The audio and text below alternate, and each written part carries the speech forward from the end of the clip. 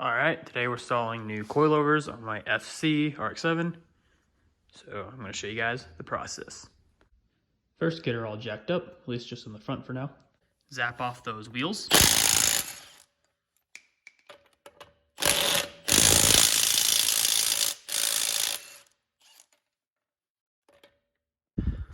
Looks pretty straightforward.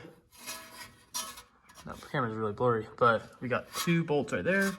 Looks like 17s, and then 4, looks like 14s up here. And that's about it, should drop out. Break these loose.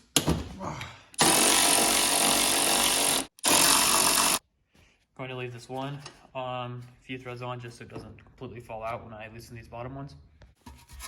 Got these this nut off, and then there's the one on the other side.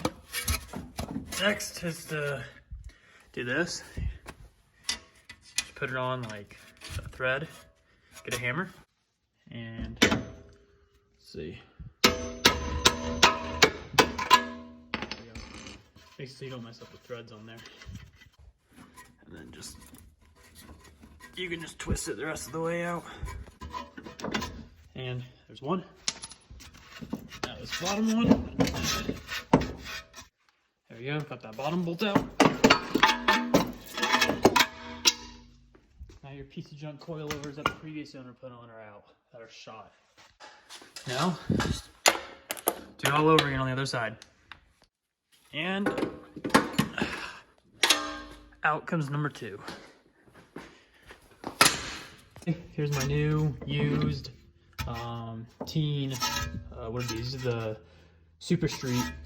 Got for a super good deal because those max speeding rods were completely shot. This is what I won on my SC400 right here, and I really like them for the price. So I'm gonna give these a go. Get your 4 nuts back on top.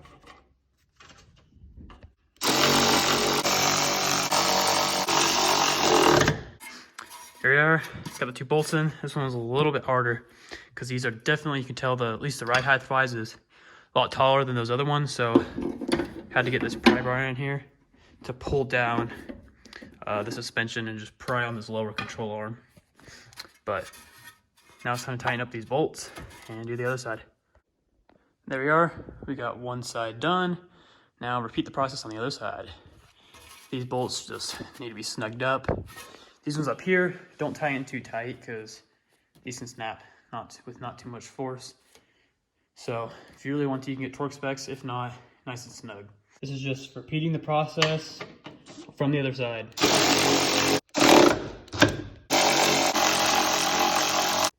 And tighten up these bottom ones. Nice and tight. And put your wheels on and you're done. Rear's jacked up. Now zap the wheels off. Up here you need to pop these off, and then there should be like a screw over here. Take that out and then take off this speaker cover. Okay, now take off the speaker with the Phillips head right there. Okay, now under here got this insulation.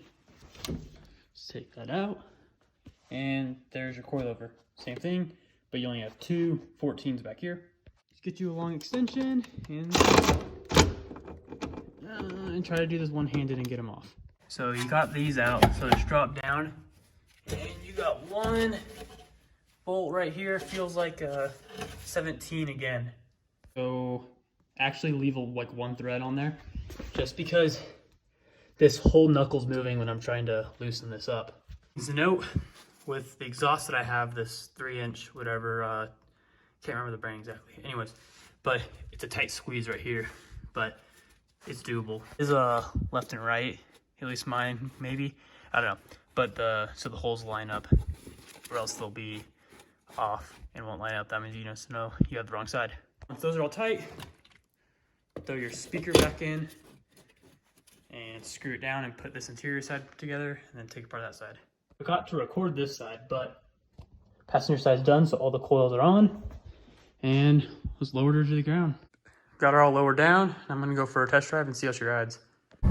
Drives so much smoother. Like this pothole right here, hitting this. I mean, it's a little bouncy, but compared to those max speeding rod coils, that thing, the whole car would literally be bouncing in the air just from that little bump going like 15, 20. Like all these little bumps here, like almost like a normal car. Perfect.